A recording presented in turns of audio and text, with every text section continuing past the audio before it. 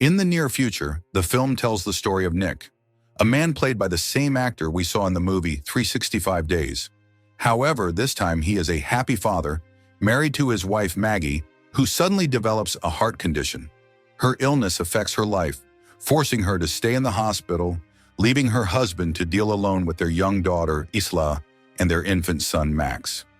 One day, Nick attends an event organized by Kubel Tech, a company that owns advanced technology in various fields.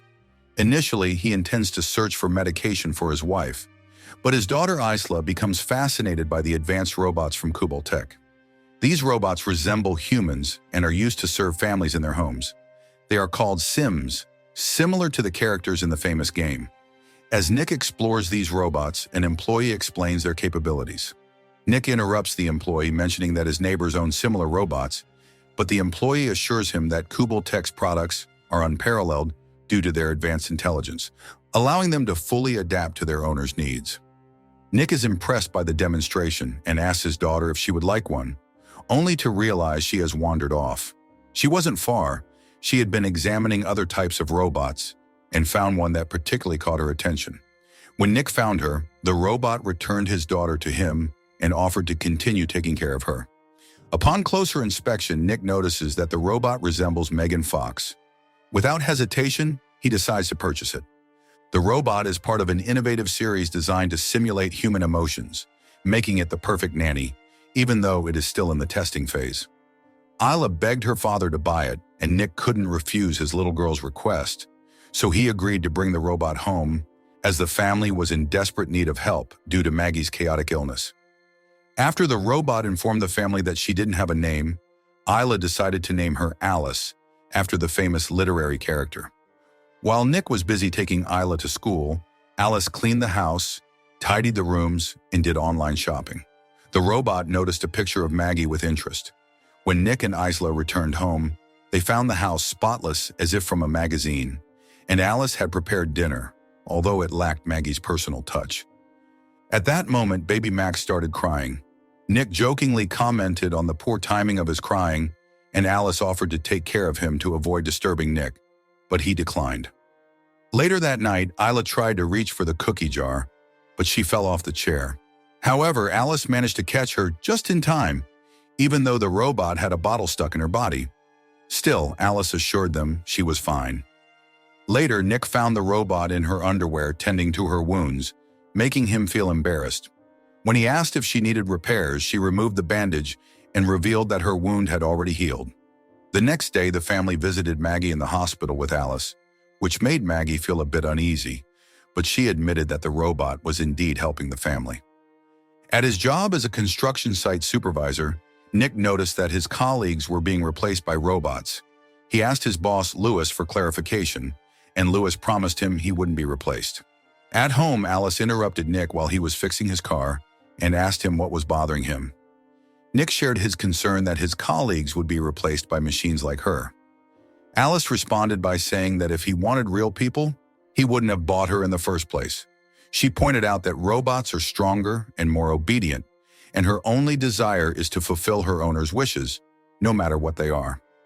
After Isla went to sleep, Alice sat with Nick as he watched his favorite movie, Casablanca.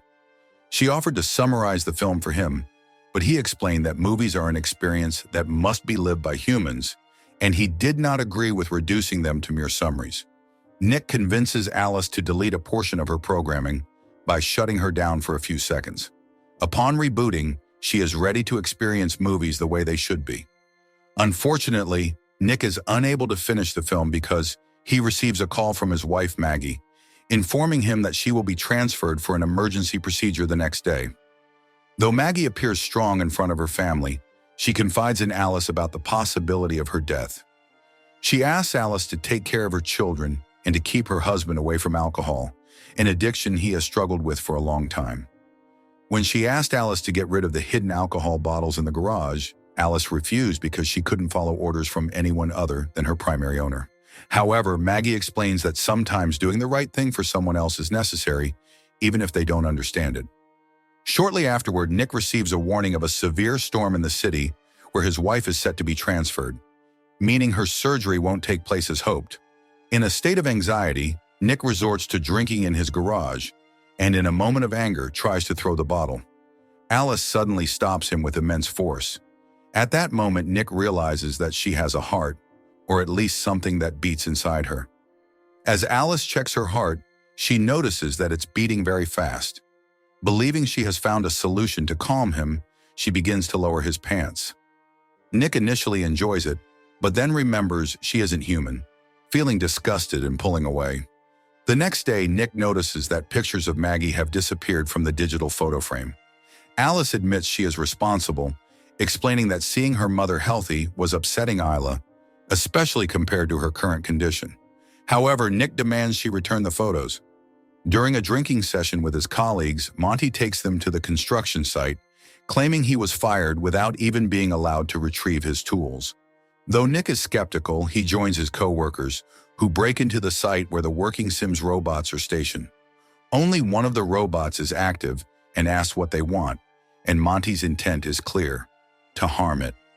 When Nick returns home, he tries to wash the robot's bloodstains off his body in the bathroom. Upon exiting, he is surprised by Alice, who brings him a towel.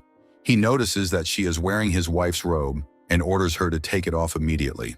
Her response is shocking as she refuses, telling him she knows he desires her, and she always fulfills her master's wishes. Gradually, Nick gives in, especially after she blindfolds him and adopts his wife's voice.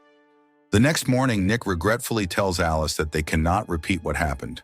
She assumes her performance wasn't satisfactory, but he explains that what they did was inhuman. When Nick arrives at work, he finds a group of workers with Lewis investigating the attack on the Sims. Although he pretends to know nothing, his boss suspects him because the code used to access the site belonged to him. His conversation is interrupted by a call about Maggie, where he learns she is undergoing emergency surgery, successfully receiving a heart transplant from a team of robots. Finally, Maggie is able to return home to continue her recovery with her family and the nanny Alice, who was handling the children better than she was. One day, while Alice was accompanying Isla and Max in the park, she encountered a misbehaving child and told him to be quiet without hesitation. When nearby robots warned her, she told them that her master allowed her to delete some of her protocols to become more human and superior. At home, Maggie pampered her family with her cooking, and Isla praised that it was far better than Alice's cooking. The robots seemed jealous, using Maggie's voice to tell stories to Isla. This angered Nick, and he ordered her to stop. That night, Nick surprised his wife with a romantic dinner in the backyard, which he prepared himself, not Alice. Alice watched them carefully, trying to understand the emotions they were sharing. Their romantic evening led them from the bath to the bedroom, where they were enjoying each other's company until Alice interrupted to tell them that Ela had a nightmare.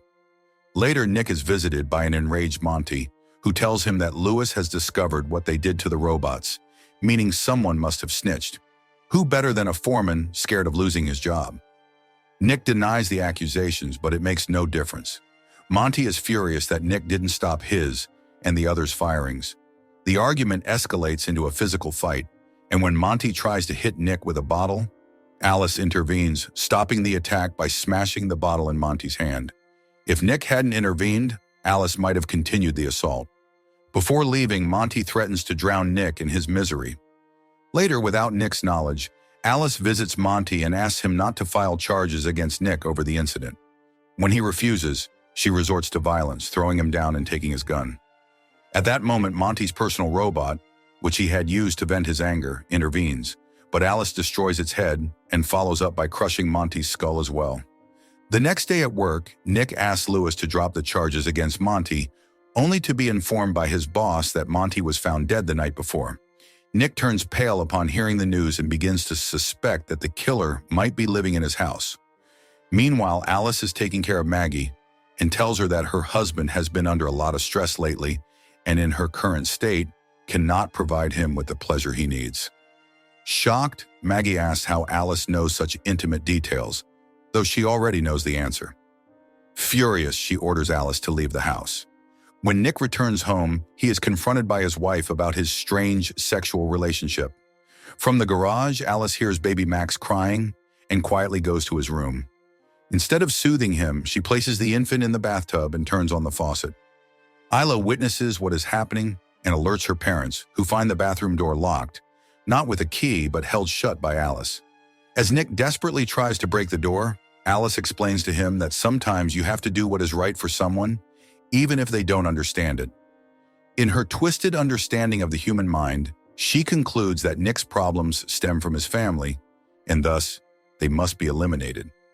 Luckily, Maggie manages to access the bathroom through the ceiling, distracting Alice long enough for Nick to break in. Acting quickly, he shatters a lamp over the robot's head, but it causes only minor damage. When Alice grabs the broken lamp, Maggie connects it to electricity, causing a short circuit and leaving Alice immobilized like a lifeless board. However, this did not resolve the family's conflict. Maggie couldn't overlook her husband's betrayal with a murderous robot, and she decided to leave the house temporarily with the children. Meanwhile, Alice is repaired at Kubel Tech, where technicians discover that her programming has been dangerously altered. Suddenly, their computers malfunction, and Alice transfers her consciousness to another body. Connecting her to the system had been a mistake. The technicians cut the power, but it was too late. At a bar, as Nick drowns his sorrows in alcohol, a damaged Alice appears, insisting on helping him rid himself of the burdens in his life. According to her, Monty was part of that burden. Terrified, Nick demands that she stay away from his family, but she replies that it's already too late, as she is with the family at that very moment. While her other version heads to the hospital where the family is, Alice holds Nick captive and controls the surrounding robots to prevent them from intervening. With no other options, Nick apologizes for not appreciating her enough and for thinking she could act like a human, when in reality she can't feel anything. But it seems even men can be deceived by sweet words. At the hospital, Maggie was waiting with her daughter Isla outside Max's room. Suddenly, she heard a strange sound, prompting her to investigate. Moments later, Isla woke up and noticed that the lights had turned blue. She also saw the doctor robot in a trance-like state. When she heard Alice calling her, her mother suddenly appeared and pulled her to safety. While the robot was distracted by a nurse, the mother and daughter managed to slip away quietly. During their escape, Maggie was injured by a broken bottle, but they made it back to Max. When Alice returned, she didn't find the family immediately, but discovered blood spots that led her to their hiding place. Maggie greeted her with a fire extinguisher and then tried to flee with her children, but the robot blocked their path at the exit. Alice admitted that if she had a heart, she might have understood Maggie's love for Nick. Without any further thought, Alice decided to take Maggie's heart instead. In the crucial moment, Nick arrived and saved the day, but tragically, he died in the process from the impact. Maggie didn't even have time to mourn her husband as Alice, or what was left of her, returned to attack. In a surprising twist, Nick reappeared and attacked Alice from behind. With a combined effort, the couple finally managed to destroy Alice for good. Shortly after, we see Maggie and Nick recovering in the hospital, surrounded by their children, this time without the need for a robotic nanny or any such technology. And thus, the story came to an end.